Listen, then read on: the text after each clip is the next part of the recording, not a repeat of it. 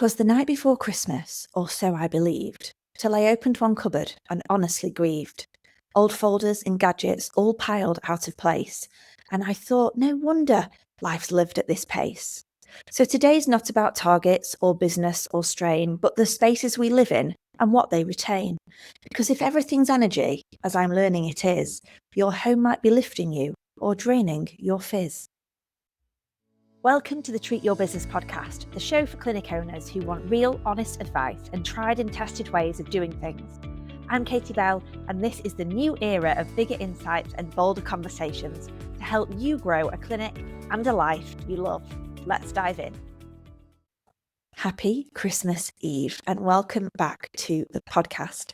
Now, this week, the episode is a little bit different to what I normally share here, and I want to say that right from the start. It isn't going to be about strategy. It's not about numbers or growth plans or systems or team or leadership. It's more reflective, it's more personal, and it's something that I have been exploring quietly in the background for many months. But it's something that I thought I'd bring to the podcast and see what you guys thought, and I think it might help you. I started reading a book called The Calm and Happy Home by Kirsty Gallagher, and I am really into my home and interior design and making sure that my home supports my energy, my life, my goals, my aspirations. And everything is energy, and my environment has a huge impact on how I perform day to day. And it really got me thinking about energy, and specifically the energy of our homes, of our desks, of our offices, and of our clinics. The idea that everything is energy, that we are constantly being influenced by the spaces that we live and work in, cannot be escaped. And our home and our desks and our clinics can either support our growth or they can be holding us back without you really realizing. This is the first episode of its kind for me. I'm treating it like a little bit of an experiment, but it felt important enough for me to share and sit in front of my Christmas tree and give you this Christmas message. Because the more I've noticed it in my own life, the more I've realized how much it impacts my capacity, my clarity, and how I show up. So if you're someone who's in the season of growth, the season of leadership, or the season of young babies and children, or even older children who still demand a lot of your time and attention, and perhaps you're simply wanting a bit more calm, then this episode might really resonate. And if it doesn't, that's okay too. One of the biggest takeaways from a lot of things that I read, and particularly this book, is the simple idea that everything is energy. Everything has a frequency, I can never say that word, attached to it. Emotions have frequencies, feelings have frequencies, and everything that we own, that we can touch, that we can feel, also has a level of vibration that it emits out into the universe. Now, you don't have to be at all spiritual to understand this. It is science. It is scientifically proven. We all know what it feels like when you walk into a calm, light, clear space. And we also know what it feels like to walk into a very cluttered, chaotic, heavy, dark, oppressive space. Your body feels that before your brain can actually label it. And the same is true for your home. The same is true for your clinic. The same is true for your office or your desk, wherever it is that you work. Your nervous system is constantly responding to your environment, even when you're not consciously aware of it. I have just spent a weekend in London with my family. We went to the Royal Albert Hall to watch the carols, and it was incredible. I was so overstimulated by the time I got on the train home yesterday that I could feel not like anxiety or anything like that rising, but just this kind of feeling of overwhelm. And as soon as I walked into my calm, clear environment, light, bright space, I instantly feel better. So if your home feels busy, if it feels cluttered, if it feels unfinished, your brain never really switches off. And there's always this kind of low level sense of noise, of maybe of things to do, of decisions waiting to be made. Whereas when your space feels calm, when it feels supportive, you have much more capacity, you have much more brain space, you have more patience, you have more space to think. And as business owners and as clinic owners, as leaders, and as humans who carry an enormous amount of responsibility, that actually really matters. We often talk about capacity in terms of time and energy, but we rarely talk about the environment that we're recovering in, that we're thinking in, that we're creating in. I know that I get all my best ideas when I am often on holiday, when I have more space, when I'm in a calm environment, when I'm in an inspirational space. So one of the first things that I've been focusing on, and perhaps this came about when I was nesting during my pregnancy, but I am the chief declutterer. Like, I do not keep anything that we do not use. And I am constantly emptying cupboards, clearing out, making sure the space is at its absolute optimum. And I want to be really clear here. This isn't like having a minimalistic life or an Instagram perfect house, if that's not what you want. Decluttering from an energy perspective is about removing things that belong to an old season of your life, things that you've outgrown, projects that are finished but are still hanging around, clothes, papers, objects, front lines that are stacked up, objects that are linked to a version of you that actually no longer exists. Clutter is like unfinished business. And every pile, every overstuffed drawer, every cupboard that you avoid opening is quietly saying, you still need to deal with this. And that creates this kind of like energetic drag. And I've noticed that when you clear out something, even something small, you feel lighter, you feel clearer, you feel less busy in your own head. And when you look at the environment that you work in, and I would encourage that for you to just do that now. Many of you will listen to this podcast as you're driving to work, to the clinic in a morning on a Wednesday morning. Have a look around your car. Is it full of papers, sweet wrappers, empty water bottles, kids' crap in the back, footmarks all over the seats? And yeah, okay, we're all in a season of our life where that can be much harder to keep on top of. But you can just get somebody to do that for you, because actually your environment is so influential on how you show up, and how you look after things, materialistic things, really also impacts your ability to attract more of what you want and for you to be a money magnet.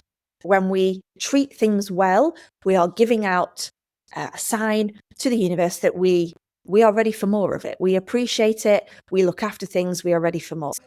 You don't have to do your whole house at once, because this is going to really overwhelm many of you. When you look around your environment, you look at your office desk and think, oh my goodness, there's just papers and things that I'm never going to read. Your email inbox will be one of those things that you've got things flagged that you think you're going to read that research article, and you're going to go back to all of those flags on your emails. You are absolutely not. I want you to focus on the spaces that you use every day to start with, the places that affect you the most. And the question that you always have to ask yourself is, does this support the person that I am becoming? Does having a wardrobe full of old clothes that might not fit, or you don't even like, or don't bring you joy, or don't make you feel good, supporting the person that I am becoming? Because if you want to move your life forwards, if you want to grow and achieve more things in your life, then you can't do that being the person that you are today. The person that you are today, you can be very thankful for, because they have got you where you are now, but they're not going to be the person that's going to take you to that next level. So often when we are striving for bigger, more, better, whatever that looks like in your health, in your environment, in your work, in your office, car that you drive, the holidays that you go on, you have to start living like the person that's already achieving it. So ask yourself these questions. Does this environment, does my desk, does my clinic, does my house, does this drawer, does the clothes that I wear support the person that I'm becoming? If the answer is no, then it probably doesn't need to stay. If you take nothing else from this episode, I'd invite you to look at one drawer, look at one surface, one cupboard that would instantly make you feel lighter. if it was cleared. Once clutter is reduced, organization becomes about flow then. It's not about perfection, it's not aesthetics, but it's about ease. And for many clinic owners that I work with, in fact, I would say probably all the clinic owners that I've ever worked with have all been in overwhelm to some degree. But often when I look at how they run their life, how they operate day to day, the environments that they are in, they often don't support that feeling of ease, that feeling of flow. And organization is really about asking better questions. What creates friction for me in the environment that you're in? Like, go around each room and literally just write a list of things that are broken, that need fixing. Do you know one of the things that have weirdly started happening in this house recently? I have been doing a lot of stuff around Feng shui. And for some of you, you will think, oh my God, she's completely lost the plot. And possibly I have, but hey, here we are. I do lots of stuff. And actually, my house is already meets a lot of the Feng Shui principles. However, I've been doing loads and loads of stuff. And if you want to know more about it, I would love to share how you map your house out, split it into 9 different areas. You label them the center, north, northwest, northeast, south, southeast, and all of those different areas of your home represent different areas of your life. So, for example, your north corner of your home is career and business. And it goes on from family to health to all different money, wealth corner. And actually, when you just map out your floor plan of your home and split it into these 9 areas, it is quite alarming what parts of your life and of your perhaps of your being that you feel are chaotic, unorganized, difficult, have a lot of friction, and are then actually chaotic in the way that you have got them within your home. So let me explain. One of the things when I mapped out my home was that I am completely missing the north area in my house. And that's because the way that our house is extended and has been developed means that the whole north section does not exist. What actually exists there is a patio at the side of the house over there. And that is your career and business. And this got me thinking because, and I always am honest with you guys, in many ways, some parts of my business and my career feel really easy and like I'm in flow. And for a little while now, it has felt like some areas of my businesses and my career feels stagnant, feels stuck, feels like I can't get to that next level that I want to go to without feeling like all I have to do is just work harder and harder. And when I realized that the whole north corner of my home was completely missing, this was quite a revelation for me. And also when I realized what was in that north corner was a cold tub, like one of those bath cold things that you get in, that we have one that like keeps it cold constantly. I don't even know what it's called, but you go in it and it's fucking freezing. I don't go in it, my husband goes in it. And that was filled with mingy water and some worms. How gorgeous. Also on that patio was a hot tub that now seems to have got a puncture and was just deflating slowly over time, and that was covered in leaves. So the actual north area of my home was completely disorganized, chaotic. There was nothing there that was orderly. And hey, guess what? Yesterday, somebody came and jet washed the patio. Somebody came and removed the old hot tub. We have cleaned out the cold tub, refilled it. We are getting a new hot tub in that area. And we're having certain coloured fairy lights hanging there. It's going to be very bougie and gorgeous and up-leveled. And I'll let you know. Or in fact, you just watch what changes happen to my career and business over 2026. Now, this might feel completely out there for some of you, but if for any of you who are really into energy, energetic shifts, really making sure that your environment supports your life, then I would encourage you to really delve into this a little bit more. So when things are organized in a way that works for you, your home starts to support you rather than slow you down. And I totally got distracted then, but I was telling you about going around each room and writing a list of things that are broken. We suddenly develop squeaky doors. And when you have a young baby, that is not okay, because you are so obsessed about making sure there is no noise ever, because you don't want to wake a sleeping baby. that I was like, right, I've dealt with this, has been going on like for 5 months now, and these doors are really driving me mad. Bit of WD-40, came on Amazon, £3, fixed them all. But that was just such an annoying thing that I never ever sorted in all of these months. So you can write down a list of things that need fixing, that need sorting, maybe need redecorating, that are broken, things that you want to organize. And then in 2026, you can decide to organize one room at a time. When they're organized in a way that works for you, you have to make fewer decisions. Who has decision fatigue? You are all so busy. You have so many decisions to make. You don't need to then come home and feel overwhelmed as well. You will feel less resistance. You will move through your day much more smoothly. And energetically, that really matters. Your space can start to feel like it's holding you rather than demanding something from you all the time. And this has been a big one for me. It was about really simplifying systems in my home, making things easier to put away, making outfit choices a lot easier, letting go of the idea that there's a right way to organize something, but the right one is the one that makes your life feel lighter. Now, I want to talk to you specifically about your desk layout, because a lot of you tell me that you have admin time. I hate the word admin time because you're all business owners and business leaders, and you should have a very small amount of admin time and the rest should be business development time. But your desk layout is your like command center. It's where you think, it's where you create, it's where you make decisions. And what is in your eye line really matters more than you probably realize.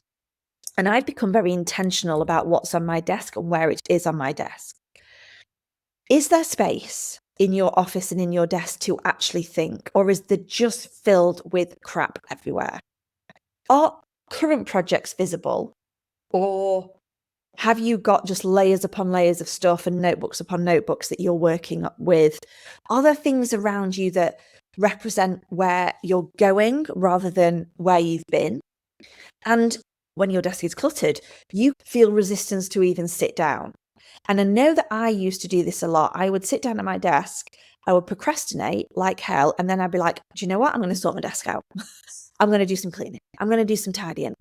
And Philippa talks a lot about cleaning the grout in her bathroom on her tiles. That is her chief way to procrastinate.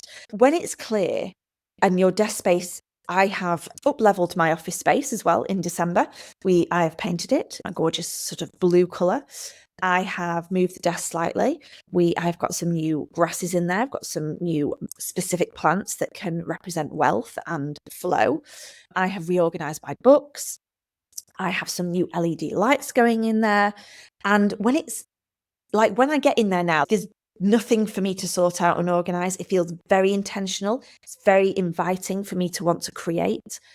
And a really powerful question that I've been asking is, does this space make me want to sit down and work? Or does it make me want to avoid it? Your environment is constantly communicating with you. I have got so many examples of this in my life that I could totally go off on tangent with, but I want to touch briefly on Feng Shui, and I want to keep it really light because I appreciate that many of you are listening to this thinking, I am here for business advice, Katie, not to talk about reorganizing my packing drawers. But I'm not an expert and I'm not going to deep dive into rules and principles, but what I've taken a lot from Feng Shui is the idea of flow in your life, removing blockages, letting energy move, being intentional about what's in your space. Simple things like clearing entrances, letting light in, being mindful of what energy you're inviting into key rooms. And Feng Shui is less about tradition, but more about awareness. It's noticing how the space feels and adjusting it so it supports you. Now, there's lots of different things that Feng Shui encourages you to do. And I have been Feng Shuiing each area of my home over the last few months. I'm going to share this with you because I think that you should hear this. And for those of you who just think I've completely lost the plot, then that's okay. But one of the Feng Shui principles is about money leaks and fixing money leaks in your home.